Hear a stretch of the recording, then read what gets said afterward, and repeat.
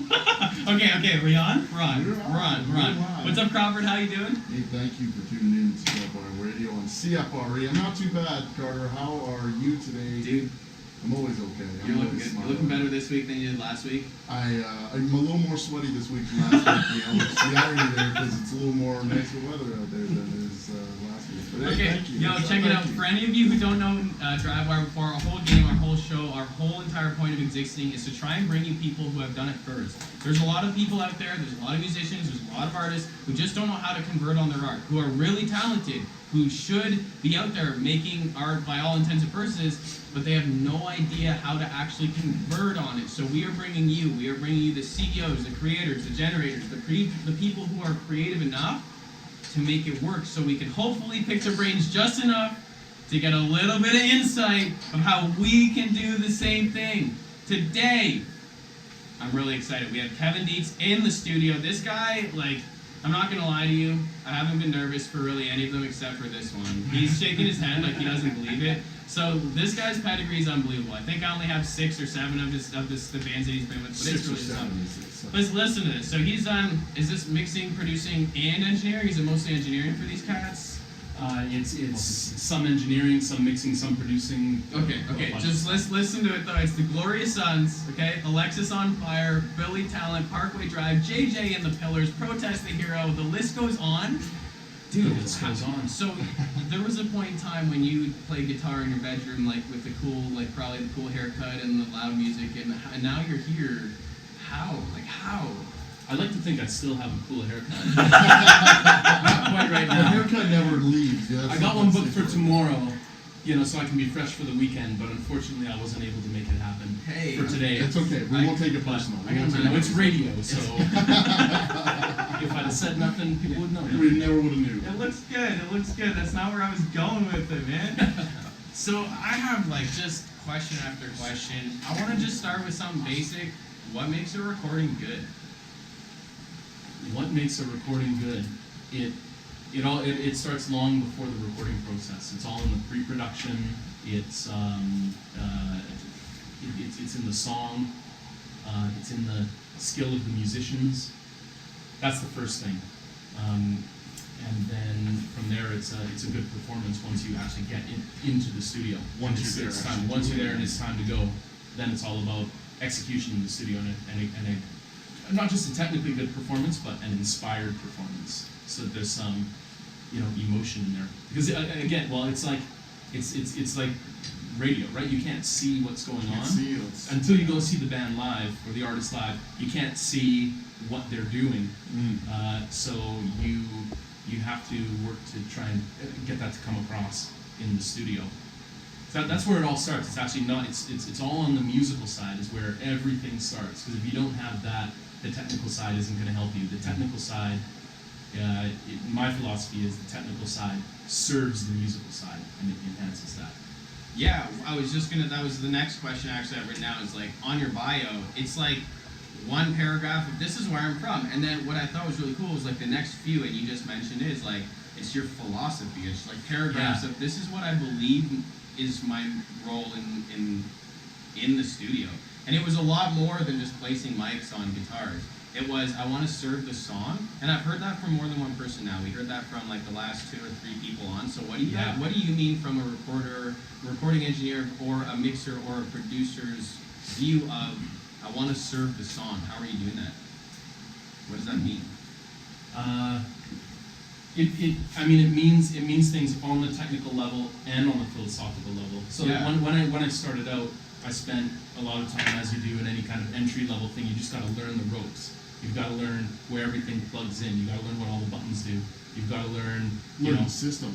Learn the system. Works, yeah. You also have to learn the workflow and the dynamic of it, and learn how to get the right coffee orders and lunch orders. That's where it starts. That's where I started. Yeah, that's you're helping. Sitting on the back of the couch, saying nothing until someone said, "Hey, we want to order some lunch." I'm like, "Okay."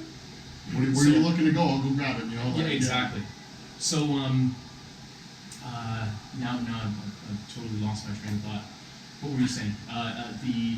I was asking roughly how you serve a song. Right. Yeah, well, it's It's not so, serve them lunch. what I'm starting to find is that it's not necessarily the technical skills. So one thing that impacted me really well, there's a guy named Stefan Guy who went to Metalworks. I know Stefan. You know Yeah, Stefan, great guitar player. So I took him Awesome out dude. for lunch, and I think I was the only person ever to do this. And I sat him down and I took my notebook and I took notes, just like I'm gonna take notes from you.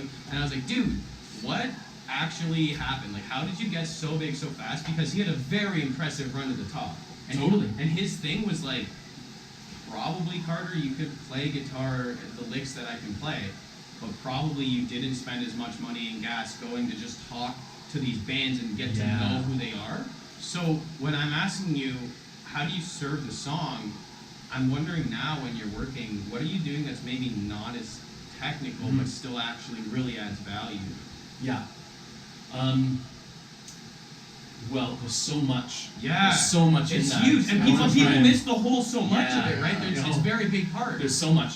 So, but like so, like I wrote all the stuff on my website, like the bio Yes. and all that, and I really wanted to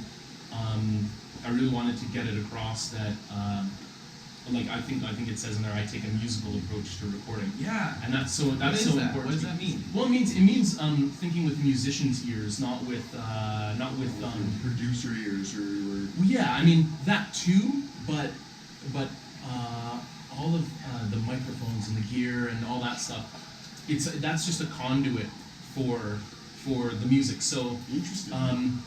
yeah, I'll think of the sound and okay, are we going for like a warm mellow sound? Are we going for like a heavy hard hitting sound? Okay, so let's decide that, and then I know which tools are going to be best for that. At that point, you set it up. Yeah, you always have to keep your ears on it, but the more important thing is, okay, now musically, how do we get it there? Yeah, how do we get it there? How do we take what we have and then work it to that? Or how do we take what we've written and work it into this, what we're looking to get? Yeah, so it's literally talking with the musicians as we're recording the parts and going, maybe if you play a little more lightly here, maybe if you dig in more here, why don't we try a different chord voicing? That one sounds a little small. What if we brought it, way down the neck and opened it up? Or what if we Interesting. On and on and on and on. What if we back off that distortion pedal a little so that the sound kind of rings? It doesn't. It's just some overdrive. It's not like really saturated and small. So it sounds like a lot of not trial and error, but trial and let's see how it sounds and see if we like it and see if that's what we're looking for. And For sure. just a lot of different variables that we have to look and consider. Oh, interesting. You always you can get a really good idea of starting points when I work with the singer. Okay, I mean as we all know, there's a million different microphones out there. Well, certain ones you're kind of going to get to know the sound of, and you can really get a good starting point for any sound really. This is what I'm looking for. This is where we'll start, and then let's go from there. Yeah. And down the line, right? Like I mean, these microphones. Do are speaking you into have it. a favorite mic yourself to go to just for general, or is it? No, I mean there isn't really like a one catch-all mic. Gotcha. So how do you know then which one to go to? Is that simply, look, man, I've been around it for so long that I just know what it's going to sound like? Yeah, your experience and your ears and doing that trial and error is absolutely a big part of it. And of course, there are just staples, right? It's not a bad idea to start with the tried and true, the SM57 on the snare drum or on the guitar cab. This one, the RE20 on a kick drum. these are what I've had good experiences with in the past. Let's try these and see. With what a lot of people have had good experiences with. Oh, so right? it's not even just it's everything. It's not even just you. Yeah, I mean, you can. All of this information is readily available, and you can go and you can. Where? The internet. So okay, so that is, if you look up, that's super fair. That's super Yeah. fair. Yeah. So, but if we love Tool, like Crawford and I love to listen to Tool. Love Tool. So if I was like, damn, that bass sounds so crisp, like, could I just literally be like, what microphone did Yes. they use on I lateral? bet Like, Google probably does Sure. have an answer. Yeah. Well, I've had the privilege of working with a producer named David Bottrell who Wow. produced 2 Tool records. Wow. I think more than that for Tool, but 2 full albums. 2 full and then they albums. did DVDs and Anima and Lateralis. lateralis, right? I think That's kind of the that is like that's sort of the one. that is yeah. So, those are the two. I've gotten some. I've gotten to ask some of those questions, and that's in being in my position where I started out as starting as an assistant and then a staff engineer and then a head engineer in the big studio. I was very fortunate to be in the position to be around people like that, and that I can glean knowledge off What them. did you ask David Bottrell that you remember that affected you? Oh, I can't. I worked with him for so long over a period of time that I can't even. So many questions. It's not even Maybe, like, was there something that he did that you were like, wow, that's really intelligent? Like, was there something that you saw that was like, holy crap, I should steal that? Well, a few things, and I don't want to give away his secrets, It's but not I even- want to hear some of these secrets. I get it that well. The thing is, it's to boil things like that down, like to boil a sound on a Tool record down to a secret, like one little tidbit, Fair. It's not You the may thing. not It's know. it's well, yeah, that's just it. Yeah. But even in that case, it's kind of like how does he do what he does? How do they all do what they do? And a lot of it comes down to very like 100 small things that add up to a greater whole. And Just that the was little, very fine details that kind of make them uniquely who they are in the recordings. exactly. Well, it's kind of like any. It's kind of like any. Art, and would be it music, film, writing, whatever the case is. It's a very personal thing, and that's True, like why Michael it's Bay's so. always got explosions in his movies, or Yeah. Stephen King's his movies are always kind of psychological thrillers. It's like Yeah. it's a signature that you have to all your unique Right. artwork you put out. And so, a signature style or a signature sound or just anything like that. It all comes from. It's like people are complex, right? So. There's many different little things. You being a guitar player, you know this. I mean, I'm a guitar player as well, and I love talking about the nuances of people's guitar playing. I just love so and so's vibrato. Yeah. I love their tone.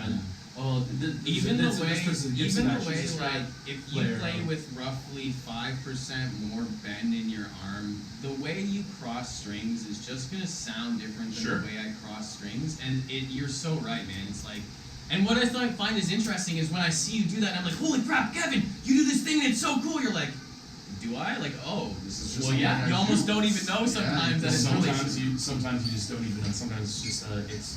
So yeah, a lot of it comes down to intuition, but a lot of the times intuition comes from experience, right? That past trial and error that you found has worked best and has been able to perfect kind of the artwork that you're working on. Yeah, and totally. those techniques. Yeah. So it's if working in music, doing anything like that, I think actually anything in the arts it's a real long game. It's not it's not just a it's not a paint by numbers kind of thing. So it really is a craft that you have to. You work at over time. It's a to perfect trade. those and- Yeah. So you're saying by play the long game, you're saying like think long term, think not about necessarily this album, but getting better for my next one. Is that Always, Yeah. yeah. Well, I mean, you've got to focus and be in the now and pay attention to detail, and focus on what you need to do at that time for that album or for that artist, that song, whatever. But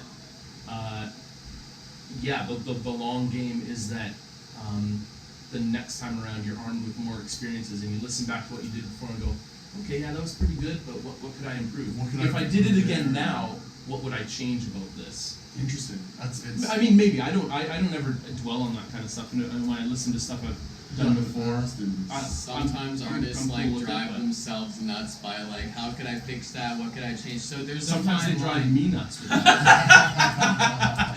I heard. Honestly. I I heard heard that. just Recalls. We're gonna go to break, but I want to just throw this in there. I heard that sometimes there's like confirm or deny. Sometimes you leave a bus open, so when an artist is being picky, you can just change it, but it does nothing. Oh, that's a classic. That's Oh yeah, much better. Thank you. I appreciate that. that sound good? Yeah. Okay. Great. I really bad. I reduced that tin sound back. We're coming up with a new single from Raz. It's called My World. It's East Sam B, and we got Classify with Familiar. Check us out on DriveWire. We got my man Kevin Dietz in the house.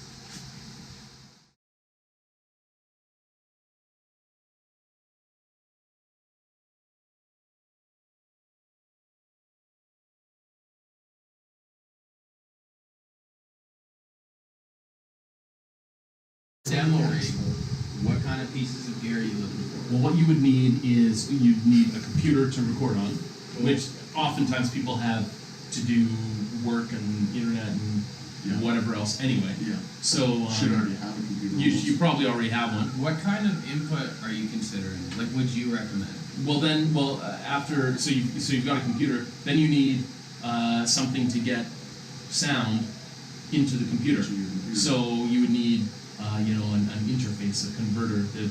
Interface is kind of the basic name of it. Like a mixer, but it's also got to be able to convert analog signal into digital through a USB or FireWire or Thunderbolt or whatever. Go into your computer. Do you have a preferred one, like names of gear? Well, yeah, I mean, I love Universal Audio stuff. Okay. It's not cheap, but it's not the most expensive. It's up there. Gotcha. I love Universal Audio stuff. There's just so much. Focusrite makes great interfaces. There's tons of stuff. So many, yeah. There's so many. But there's ones at every price level, which is the main thing. So if you're an artist and say you have a laptop and you've got some good software, you've got Ableton or Logic or whatever, those are two programs that have a lot of built-in sounds. They come with so many sounds, so you can start a lot. Yeah, you can. Yeah, I mean, they come with there's drums in there, there's pianos, there's synths, there's all kinds of crazy cool stuff. You can sort of get creating stuff right away. Then you have a little interface that you can plug a mic into or a guitar, or whatever you need. Whatever your choice. Yeah, I mean, if you want to record a full drum kit, that's going to take a lot of mics and a lot of. So yeah, you got to scale it to what makes sense for you. Yeah. But then, you need a microphone. If you're going to record an acoustic guitar, a vocal, or whatever, anything, you need a microphone. Now, so basically, a microphone, an interface, and a computer, and you're pretty much you're making music. Then you're paying attention to what? The room, the sound, the type of amp. Are you paying attention to those things? Oh, sure. I mean, it always pays to buy the best quality piece you can. Obviously, if you want to drop $3,500 on like a Neumann U87 right away, and you don't, you've never handled a microphone before, you've never recorded a sound source or anything. You're really putting all your eggs in one basket there. Fine if you can you can do it. If you want to your summer job or whatever, work and get that microphone. Yeah. All good, because that's a top quality piece. Well, maybe for $150 I can buy an SM58 and it sounds pretty solid. Well, that's just it. Yeah. That's just it. Got you. So it all depends on what you're looking to do. You don't have to break the bank to do it. If you want to, it's kind of like when you first start driving, you usually kind of get like a little clunker car or whatever, and you 1994 Camry right there. Oh, there you go. Yeah, I had a Ford Taurus. That thing was. Those were air cushions, man. Those were beautiful. Oh yeah. It was definitely like an old man car. It was a cushy ride. But that's the point, is that you're gonna invest. You don't jump into a Ferrari. Yeah, you invest in something where you learn, and then you grow with it, and then you invest as you become better. And that's right. That's right. And there's a lot of good advice out there on the internet to figure out what kind of bands I work with and artists I work with ask me all the time. They're like, so what are some good options for? I want to get a microphone. What's a good option? What do you recommend? What do you use and what do you like and think would sound best for us? Yeah. And even like, I'm looking in this price range. What's good? Oh, well, this and this and this and this and this. Yeah. So there's no limit. I mean, it's wide open. Technology of all kinds is just available to so many people these days. So. And we're at a point in society where we're at that there's so much, it's such a wide variety that it's only getting better, I would say. The variety is only getting better. And costs are coming down. Costs are coming down significantly. I will warn you, the audience, that this is a slippery slope. And Oh, one is it microphone ever. begets one interface, begets one computer, begets 19,000 of every single and then like all you of a just have sudden so many. All of a sudden, you got a studio in your room. You're like, There's a reason why I had That so many is- guitars at music school, because you can trade them on Kijiji and you can Oh, yeah. keep trading up in value, and all of a sudden you had 2 guitars to start the year, and now you have 12 guitars. You have to put a new lock on your door because you just have too many guitars. You need more guitars. That's, you need. never enough. I haven't bought a guitar in a while. That's not true. I bought 2 guitars in the last year. I haven't bought a guitar in a while. I bought The 2 guitars realization in was 1 all year. in So 1 second. yeah. So it's like I still for me they're again tools to have, right? Because For sure. I'm like I bought a Taylor acoustic just recently, and I'm like, oh, that's just a great. I like Taylor's. They're Great just a acoustic great guitar. bright acoustic guitar. Yeah. Really cuts through in a mix. It's not my first choice for like some kind of warm singer songwriter thing. I might use Martin or Gibson or something like that. But to just just jangle Just along in a thing, track. yes. A Taylor's great, so I bought a Taylor. And I really wanted like a metal guitar that I could tune way down and just rock Slipknot riffs on it. Did you pick up an Ibanez or I looked at a bunch of Ibanez, but I got a Schecter guitar. a Schecter? That was yes. Keith too. Merrow signature model. Okay. Awesome. I had one called the Vine of Life when I was trading and selling guitars, and it has this really cool. It was the whole neck was mother of pearl inlays with this really beautiful like vine with like thorns on it and stuff like that. Was it like a Steve Vai signature? or what? I'm not sure. Really similar idea, but instead of being Ibanez, it was Schecter. And yeah, the only thing I did not like about it was like, since I'm so used to seeing my typical dots on my other like my Avatelli, it's like finding where I'm at when I'm around fret like 7 to 10, just knowing with the visual was very hard with that change of the vine. Once I got around to learning the vine, then I could get that Learn kind the of place more. for it. Let me give a shout out to Schecter guitars, because I've gotten to hang out with all the top cats at Schecter at the NAMM show in LA, and a good friend of mine and amazing guitar player, Nick Johnston, has a few. He has some Schecter signature models, they're like super strats, and That's I one of was my favorite guitars, by the way. Nick? Oh my Oh, god. Nick. he's Please, awesome. if he's one of your friends, please pass that along from Carter at DriveWire. Like, he's seriously one of my favorites. Get back to talking about Schecter though, because you were just gonna say some good things. I just gotta give them a shout out. They're an awesome company, and they're awesome people, and great time in NAMM. And I was so surprised the first time I got to NAMM and got to check out their stuff. I was like, wow, Schecter is not what I thought it was. They're way cooler, and they've got way. What were some of the things that caught your attention from Schecter in their research? What they've been doing? Their American custom shop stuff. They do Strat and Kelly style guitars and stuff. Their higher end, like the Keith Merrow signature guitar is awesome. They're great guitars. They're totally worth checking out. And they're one of these companies that they're so big they have a wide range. They have like products. entry level guitars to custom shop, $5,000 guitars. They got it everywhere in between. Great guitars. Love them. I love that, man. I was really happy with their stuff as well. Another one that I didn't know about myself was Aria guitars. I'd never heard of those until one came through. Yeah, it was a Japanese one. It did not get me, like, when I was trading and buying and selling stuff, since it was so low on the recognition, it didn't matter the quality. Not a lot of people wanted to. Yeah, that happens sometimes. But so I learned that lesson the hard way. You gotta go with what the people know. But at the same time, when I was playing, there was a part of me that was happy that no one knew it, because I was like, this guitar is so sick. Right. I don't want to get rid of it. You find the hidden gem. Yeah. And you're like, I know what this is. Yeah, it hurts you for resale or for a trade or something like that, because people go, I don't know what it is. Yeah.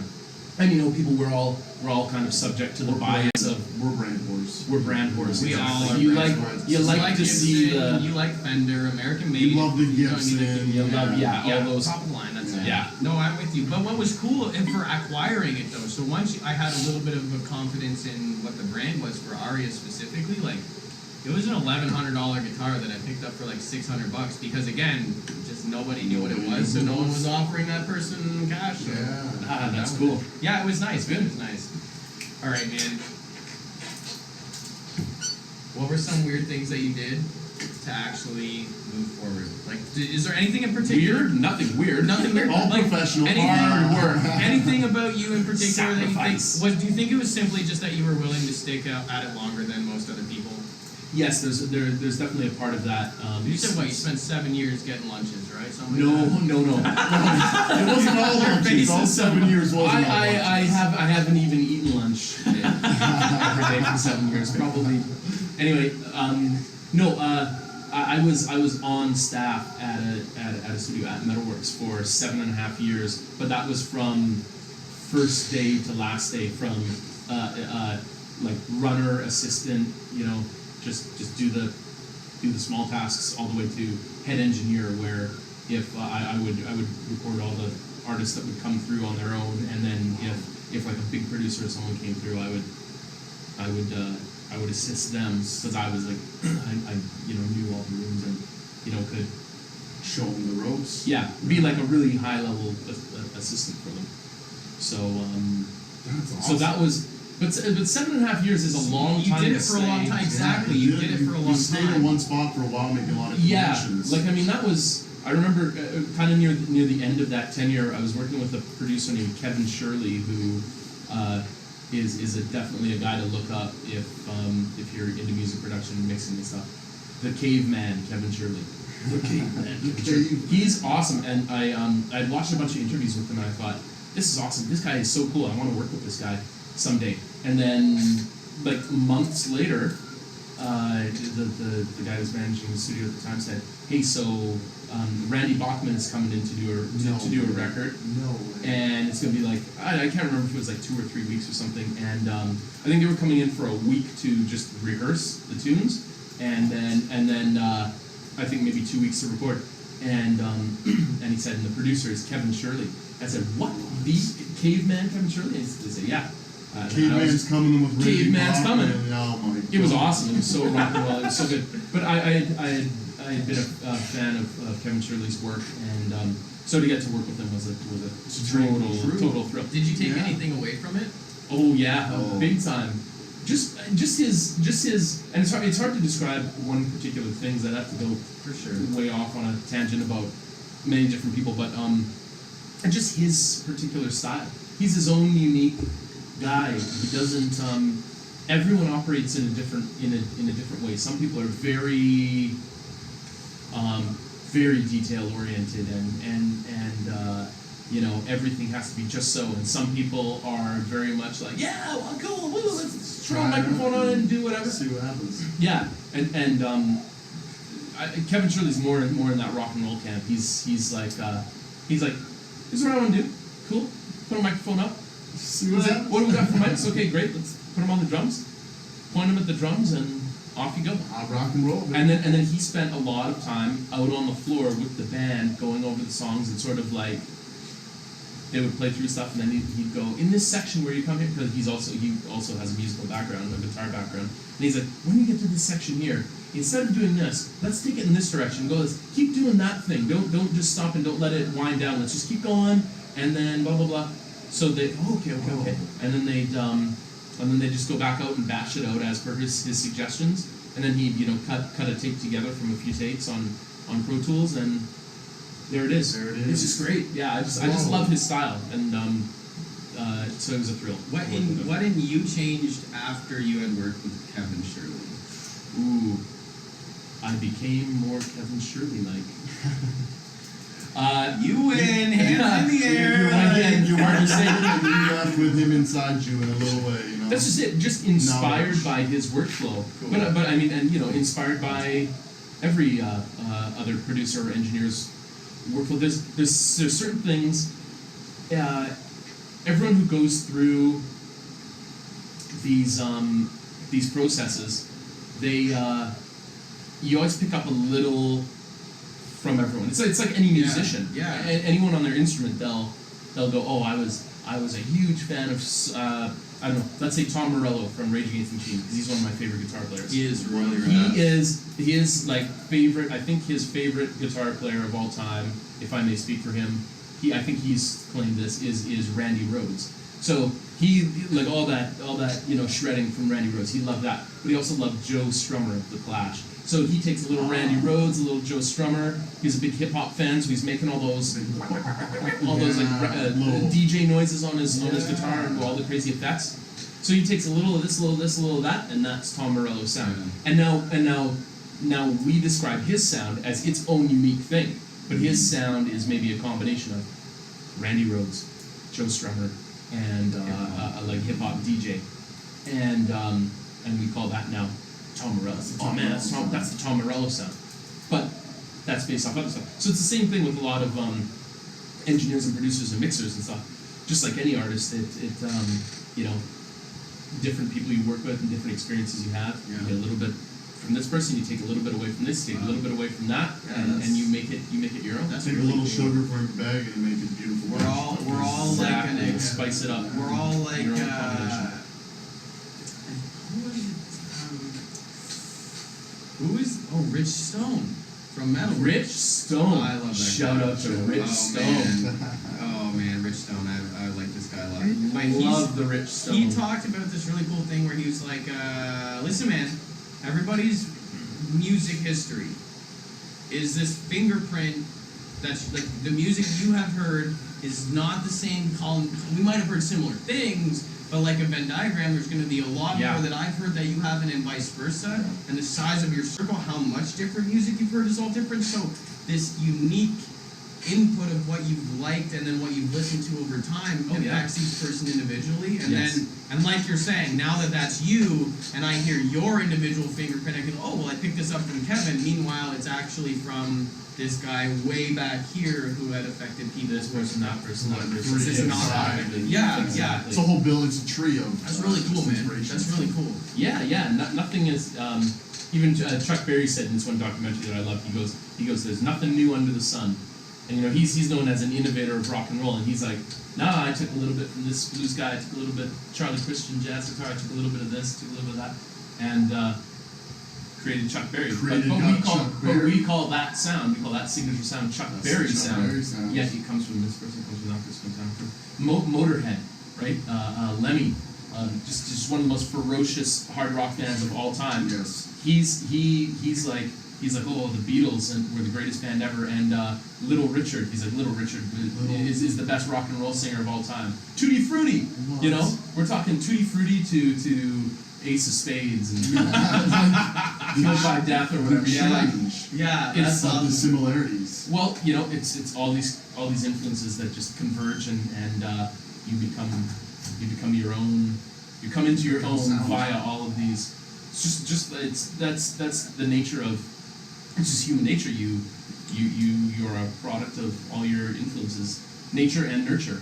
So music is like that too, and so is any kind of art form, including recording engineering, mixing, and music production. Hey, so that's what we're talking about. It's all related Bring to it all one back. man. Okay, uni being one and verse being song. It's all a big analogy, right? It's like Venn diagrams. 100%, man. It's related. Okay, we got people pointing at me to get onto this. So we got never. But is it Tay to you? Is that how you say that? Oh no. Tezu. Tezu. Okay, I didn't know if that was song. two or is that. Sorry. Oh.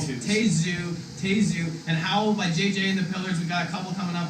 So Never by Tezu, Howl, JJ and the Pillars, and then we have Legend Has It by Run the Jewels coming up. Thanks for checking us out on DriveWire. Catch us in a couple minutes.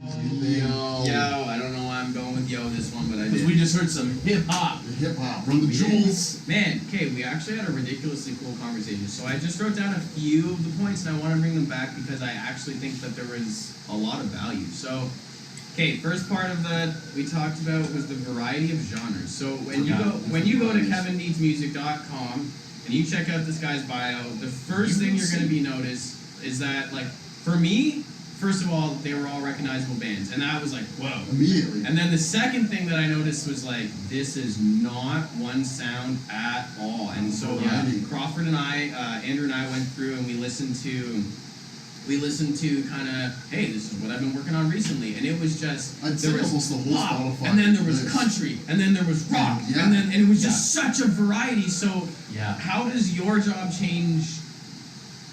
Period. What changes? Well, so when I was on staff at the studio, I had to work on whatever came through the door. I didn't get a choice of what to work on, which is a great thing when you're starting out because you get to experience so many different types of music, and each genre of music will have its own kind of requirements artistically and technically.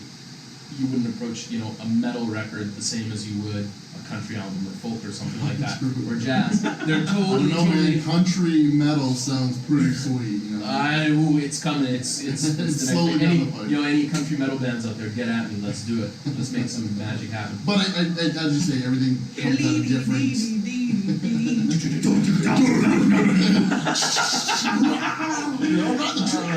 But everything. Did we just start a band? I got drums covered. So each genre has its own set of requirements, and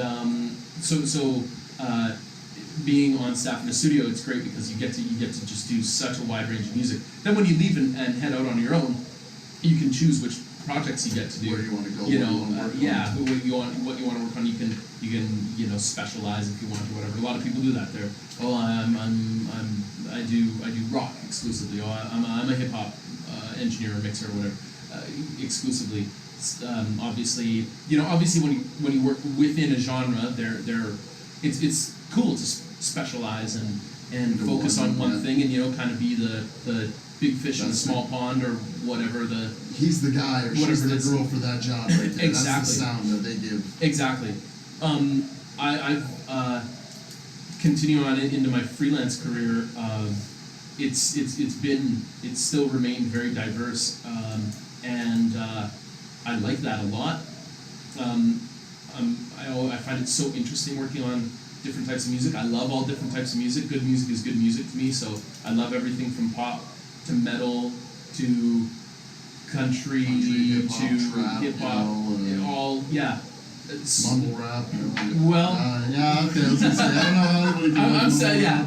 That's That's not my favorite. Some But like people we just heard Run the Jewels. I love it. Run the Jewels, You guys yeah. played an artist who I mixed his album recently. Well, it's actually coming out on Friday. Check it out. Tezu from Philadelphia. Do you know what the album's called? The album is called Zoo, Z-U, or I guess since he's from America, it's Z-U. Oh yeah, That's there you go. weird. Let's go with Z-U. Zoo. It's a Z, We're in baby. Toronto. Deal It's a with Z, it. baby. baby. So that's coming out Z. Friday. That's coming out Friday. It's called Zoo. You can get that. In the usual places. iTunes, Spotify. iTunes, Google Spotify, Google Music, Apple Music, Everything Music, everywhere. I don't know, pretty much all the regular channels.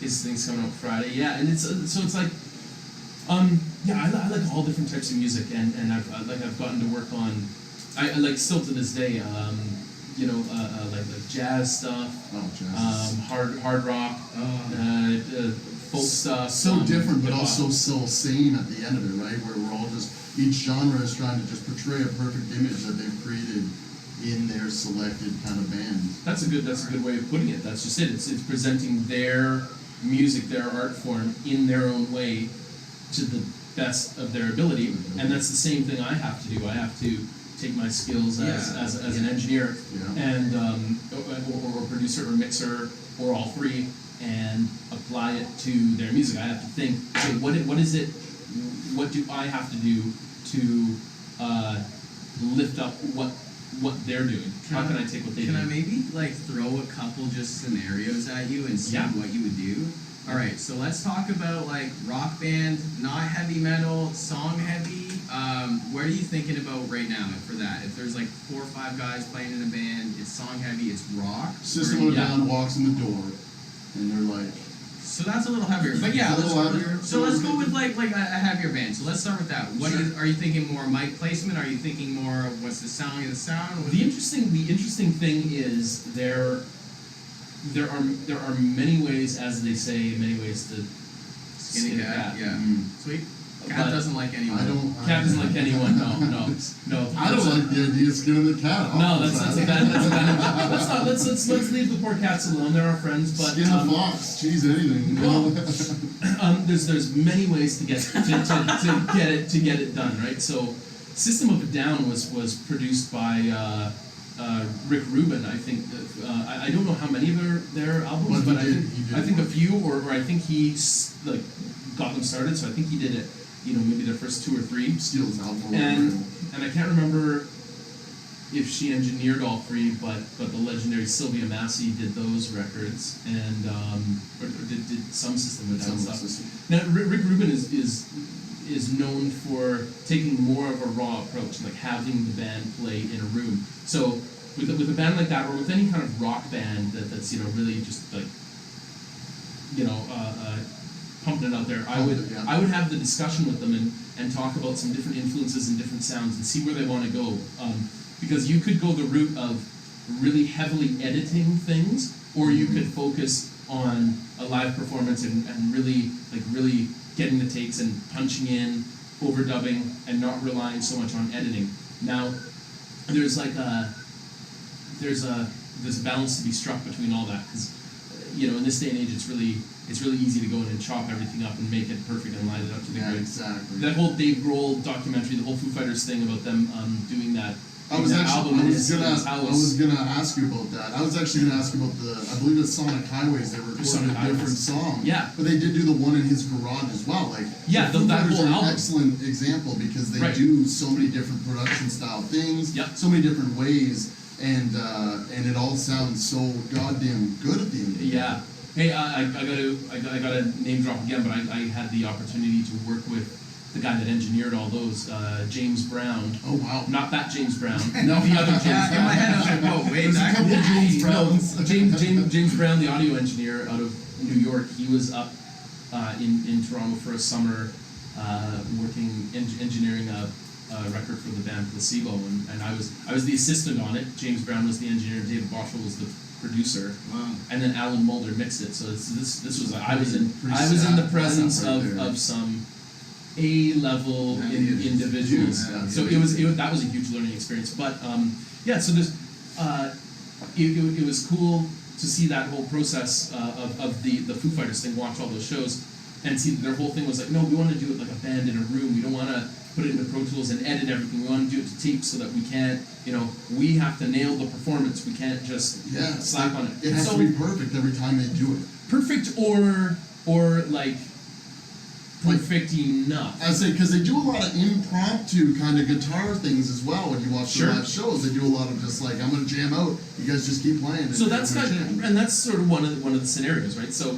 you would have to have a discussion with the artist about what their vision is, kind of what you're seeing for it, and how to approach it. How So we're gonna work together first thing I would because- think about with a rock band, any sort of modern rock band, going from anywhere just straight up rock to all the way to metal or whatever, is I would have the discussion about the process and about how much editing are we going to do? Are we going to make it super tight? Like this, if they're like, we want to sound like System of a Down. Okay, well that stuff was it's pretty live and kind of off the wall. Yes. If they're like, we want to sound like Periphery. Okay, well that stuff is super tight, and there's a whole range of ways to get it Let's done. say So you different gotta ways to have come at it. different ways to come at it exactly to achieve the sound you want to get. So that would be. What about versus like, okay, let's go like hardcore, like just straight up bluegrass country. They want to do a lot of live stuff. Are you focusing on mic placement, distance from the mic, particular type of mic? Yeah, absolutely. In that case, if we know that we're all going to set up live and everything, I would be thinking about how am I going to isolate the different people? Am I going to isolate the different players? And the point of that, correct me if I'm wrong, is that way if Crawford is on bass and he's way loud, or vice versa, he's quiet and I want to turn him up, but my guitar is bleeding through his mic, that I can't necessarily max him out without turning up too much guitar. Right, we've got You have that negative instance. feedback at that point where We've got to start thinking about. Are you putting them in letting the different band rooms? maybe? Does that affect the vibe of the whole game of the play? It sure can. Yeah. So Because you have to have that conversation with the artist, because sometimes that's they'll an want to artist. be even if I did a session just a little while ago, and the bass player wanted to be in the room with the drummer. Everyone else was outside of the room, and all the amps and stuff were isolated. Everything was isolated, but the bass player wanted to be in the room playing with the drummer. So great. So that's part of it. Like eye contact between musicians is Huge. important.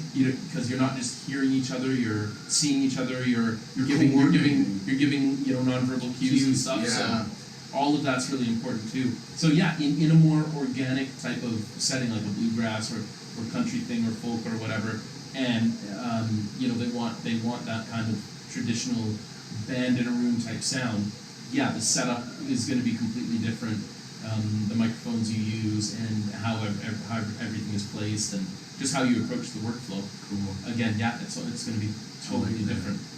And that's really what makes, I guess, the job such a unique one at its core, is because each job is a new job in a sense. It's a new set of challenges with a new set of desires that they need from you, and a whole new set of skills that I can offer to them. Or I as in you, I should say, you can offer to them, and it's just a whole different ball field, different game every time. That's exactly it. You have the same toolkit to work out of, or slightly different. Slightly different, You might have a few different microphones to work with depending on where you are, what you need for the job.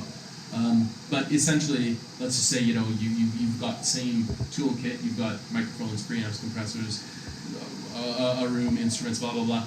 It's now how do you apply those tools to the specific music and that again, that's part of working for the song, working for the vibe, the genre.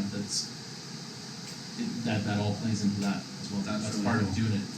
Such a crazy, intricate, puzzle to be done. It is a bit of a puzzle. That's a good descriptor. It is a puzzle. Yeah, I like that. Have you ever worked with someone who is so impossibly hard to work with that you just wanted to rage quit? I'm not asking for names. I'm just at what went down. The funny thing is that the people that are that difficult to work with are usually not the names. They're not big names. Oh. Normally, Really? when people it's so hard to get to.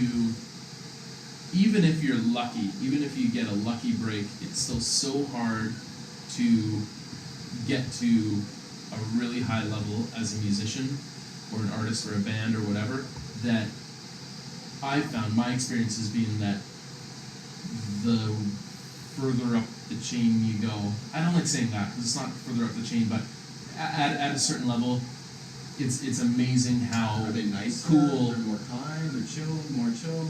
More, yeah. I would say more or less, or just more like they're experienced enough that they're kind of over all that BS. You know what I mean? Does that come with a certain level of fame attached with it as well? Like they have That's a certain probably a point whole of, other thing. we know we've made it, so we can just be cool, Or do you think it's? Whoa, or do you yeah. think it's like I've been around it so much, so one little blip isn't going to cause me a trip. I know how to fix it.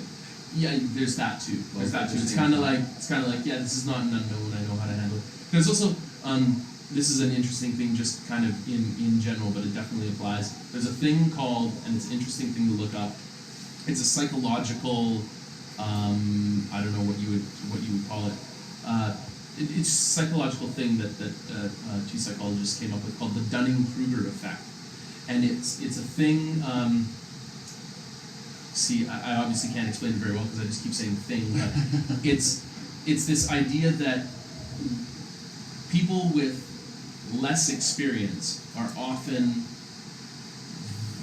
much more confident in themselves and their abilities, and as you gain more experience and more expertise, you start to doubt yourself more because you know it humbles you, and oh boy, I'm by far not. Like if anyone ever thought I was an expert at recording and mixing, I would say, oh man, I don't know the half of it. There's this person and that person, and I have a lifetime to go before I would ever. Meanwhile, compared to the average person who might think they're awesome, you're actually much. That whole thing, like you're like the young hotshot guitar player that's like, check out all my licks, and then a guy like Stefan, who you mentioned, who's like, hey, just play quieter than the singer. It's not about you. And he plays to the song, and then when it's his time to shine, he plays a tasty solo or some tasty licks, and then it's like, oh, okay, I'm back in the song now. and That and that's almost exactly all of the described the it. seasoned He didn't pros. say it like that. I'm sure. It was just I almost don't word doubt for word how you said it. Yeah, That's I mean, amazing. Yeah. Shout out to Steph and that. So, and the like the seasoned pros that come out and you know come to the gig out in Nashville or whatever, they're gonna see a player like that play and go, yeah, kid's got it. Yeah, he knows what's up. He knows what's good. And but then you go out and you see someone just slopping all these flashy licks all over top of everything and not playing for the song. And you Just go, trying to show oh, off. here we go. Here's the young hot shot. Yeah. Right. Yeah. So that's trying to be the one-off. that's the Dunning-Kruger effect, and I think that with artists that is it's a very real thing, and I've definitely seen that in the studio. Some you know people come in and it's just always a good idea in life in general to just check your ego at the door. Yeah, right? just be humble and Be humble and don't think that you know it all. And in a conversation with someone, try to learn something from them. Don't come in and think you're the expert. Everyone can learn something from everyone.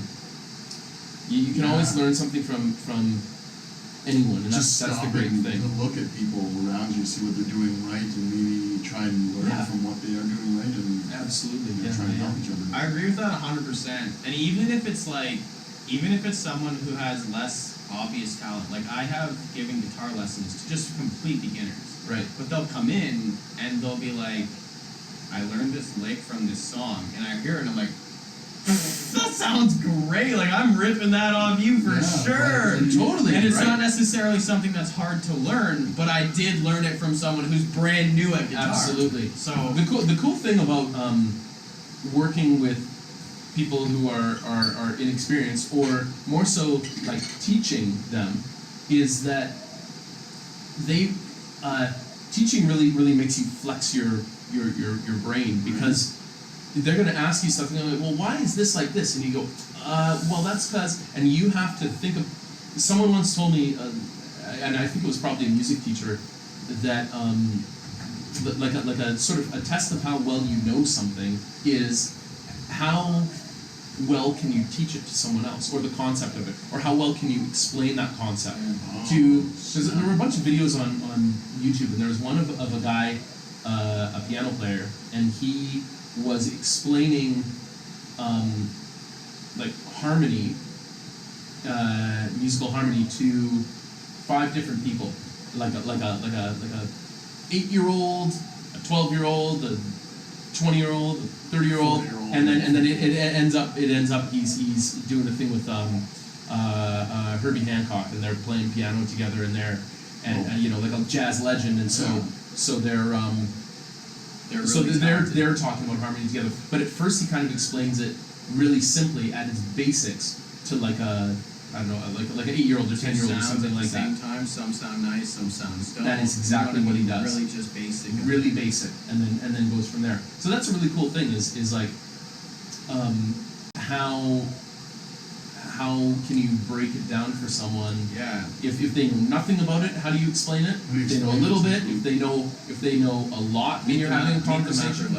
Meet them at their level. Yeah. Well, it just kind of challenges you to how well do you know your craft, and you'll learn a lot about yourself trying to talk about that stuff and explain it, because you'll come away from that going, what did I have trouble with there? What did I struggle with to get across? What was it that I thought I knew so well that I just couldn't quite get across? Maybe I better revisit my understanding of that particular.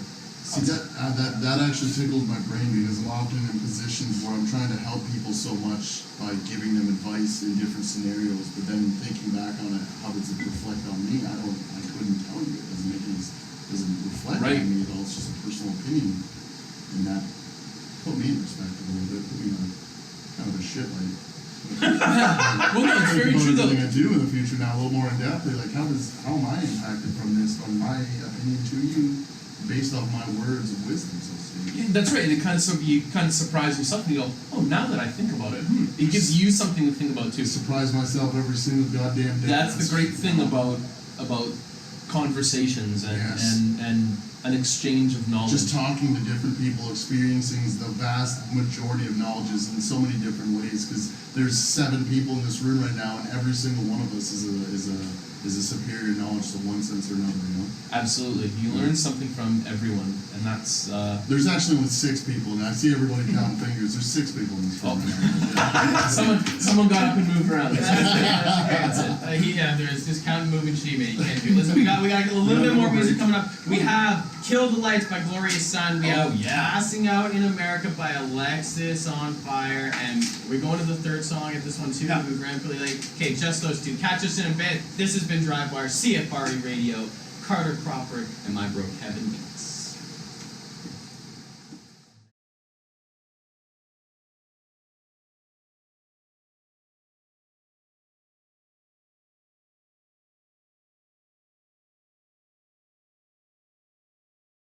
Check it out at DriveWire Beyond. We're going to put it up on YouTube. We're going to put it up on Insta, wherever we have something that's been really, really helpful or something in between that's been valuable. There's been a lot of that happening. Conversation in We're this going to room. share it with you guys on our social. Don't forget to check it out. Insta, YouTube, right? I believe we have Snapchat. We have we have an Instagram. We I have want to get Facebook. snaps from fans. Communicate with us if you want to hear things. If you have problems that you're facing, if you have questions for people, please hit us with that stuff. That helps us hugely. Check us out, DriveWire Radio on social media platforms. All right, man. Let's go ahead and have this conversation. I'm gonna start the recap. Read the book, man. The book is full of knowledge. If there's something I say wrong, we want you to cut me off and correct it. Okay. Cut me off and correct it. First thing I asked you, what makes a recording good? You were like, dude, it's not the recording, it's everything before it. It's how you prepare for it. It's the songwriting. It's going in and making sure that you understand the context of what you're doing. It's understanding how the band wants to record it. Is it live? Is it edited? It's understanding the nuances. And then when you record, it makes things a whole hell of a lot easier. I really like that. Yes, absolutely. You didn't say it like this, but I did. You guys bring the talent. Being the artist brings the talent. Being the recording's not going to be good. Like, you're going to EQ a bad recording. It's just a bad recording. That's a bad performance. EQ can't say bad performance. or out of tune instruments or whatever.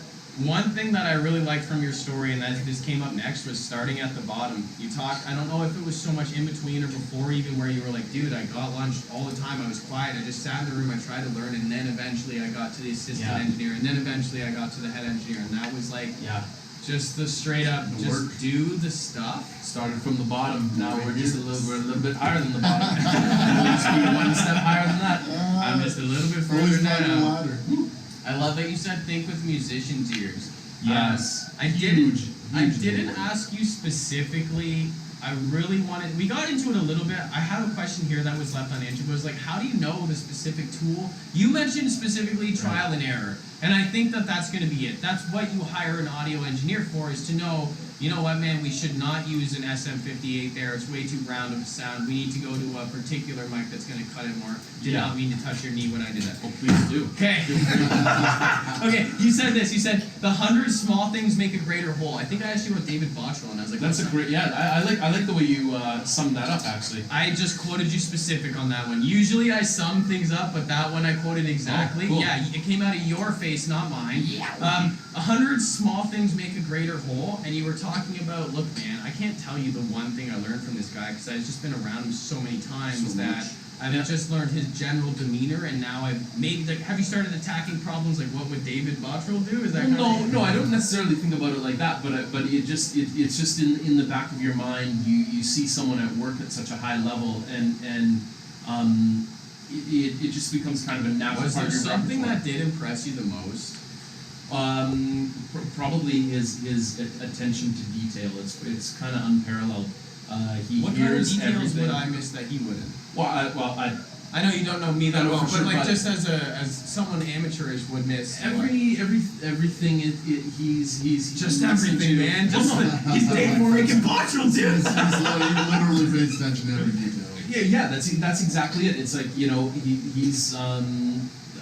he knows what the kick drum pattern is, and he's listening to it. He's also hearing the tuning of the guitars. He's also hearing just everything. It's just what I got from him was focusing in on the details, not necessarily even the minutia, but just the focus. Pay attention to the details. Be attentive, and don't just be rocking and rolling so much in the studio that you miss. Yeah, Did he have like a certain pattern with the song where he would typically, okay, I want to hear the kick drum first, and then I want to hear what the snare sounds on that, and then did he layer it in a particular way? Oh, I don't know. I couldn't really. That's like his. I couldn't really say like for mixing. Well, I'm not sure. I'm just kind of picking it up. Do you think he kind of just eared it, okay, paid all the details, or do you think he was so detail oriented that he actually did it in the same way, every? No, you know what it is. What I found, and this is to me, I feel like this is sort of across the board. Actually, it's not even with one particular person. I feel like what generally ends up happening is you almost like you're working backwards, because if you try to build a song, if you try to create art as each individual little piece and then put it together and then you back out and look at the full picture, I don't think it's going to be as great of a picture as if you have a vision in your mind and then you pull it back from there. You go, okay, I see or I hear in my head what this should sound like. You've heard the songs, you get the vibe, you've talked with the band a little bit about certain sounds, certain things, blah, blah, blah. And then you hear it, you get a general sense of what this thing is going to be. Then you work backwards from there. So it's kind of the opposite. Could you say they're chasing the image in their mind or the sound in their mind? Sure, I feel like that's a common thing with artists in general. Cool. Again, be it with whatever type of art you're after, is there's like a bigger picture that you can zoom in on and kind of micromanage the individual elements. But you've always got to have that high level idea, and that's why, like you said when Stefan was on, you guys talked about more philosophies of stuff, and that when you're first starting out with music or any kind of art, it's great to learn the technical aspects, and you want to practice your instrument, your drums, bass, guitar, piano, whatever. You want to practice, and really get good technically and get a good feel for it. But then you want to have all that in the back of your mind so that you can just play freely, and you have that vocabulary that you can then then just play freely with. But it's the same thing with recording and all that. I've got to work with every kind of microphone and work on all kinds of music and work and do all this different stuff in order to then sort of put that in the back of my mind and then think musically and let all that stuff just be running in the background, right? It's helping you kind of think of the situation at the current time based on all the previous knowledge you have to reference. That's right. Yeah. Yo, love it. It's huge. Okay. You just said this, but you didn't say it like this, but you did just say this. Be comfortable enough that it's second nature. What you were alluding to, and I love this, man. Look, you cannot be thinking about the technique when you're doing it. It has to already be learned so you can just pull it off when it happens. That was a huge thing for me to be able to learn. So, okay, play the long game. Play the long game. You're not just playing for this one. You're trying to get better. Even once you've created something that you're proud of now, it's like, okay, if I had to change one or two things, what would I learn from it? How can I get better with it? Always be learning. Love that, Always man. be learning. Yeah. If you're not learning, you're not growing. You gave. Exactly. That's exactly it. I like that a lot, actually. I've said it before, I'll say it again. Yeah, it's the deal. It's the truth. Yeah, man, I'm super down with that. Okay, you mentioned demo rigs. You talked about having computer. Obviously, you talked about having some particular like an audio interface and then just some microphones. We didn't get into specifics of how to record, but that's okay. We can have you on another time. Yeah, that's a whole other topic. No, totally going to be like a huge so. conversation. The next thing that sat through that really kind of is the last thing that I'm going to call, but I think is one of the coolest things about your story so far is just how much you've persisted, man.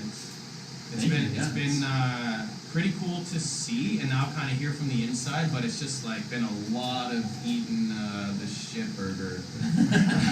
There were a few years of that. It's like pick your favorite kind of flavor of poo, right? Like the accountant deals with a lot of paperwork horse shit, and like the musician deals with a lot of like cold cuts. Anything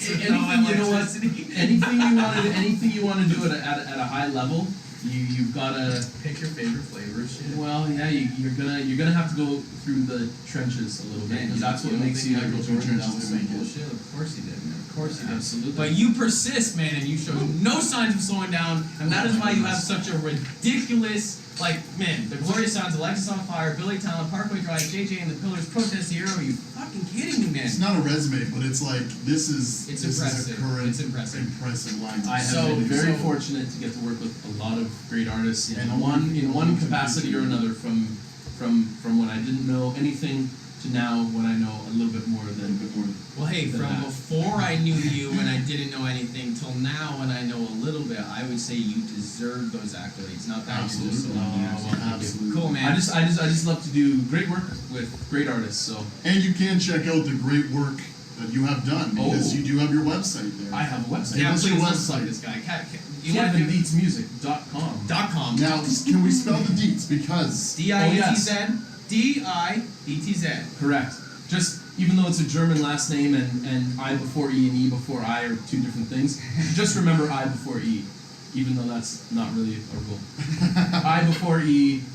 But we Deets. will also end up posting your page to our DriveWire Well, page. thank you. So you check it out at DriveWire Radio on Facebook. Make sure to check out DriveWire Radio, people. If Make you're sure to also check it out. interested, I take it you're a freelance engineer. 100%. So if you're looking for some ridiculous clarity through ridiculous microphones with a ridiculous character in the room, he Oh, knows how to just manage. like He knows how to manage your personalities, and he's not gonna get offended if there's some arguments going on in the band. He's gonna just let it.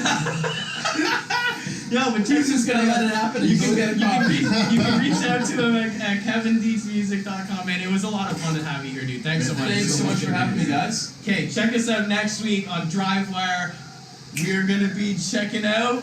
It will be 2 weeks from now. We have guests coming. Look, there's gonna be a Yeah, guest in the we're room. taking- We're not gonna tell you who. It's a cliffhanger, bro. Check it out next week. Yo, it's been Crawford and Carter and Kevin for this one.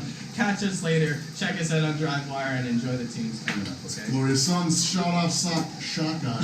Shut up, shotgun, Glorious baby. Sons shot off shotgun. Let's see it, buddy. Catch us later.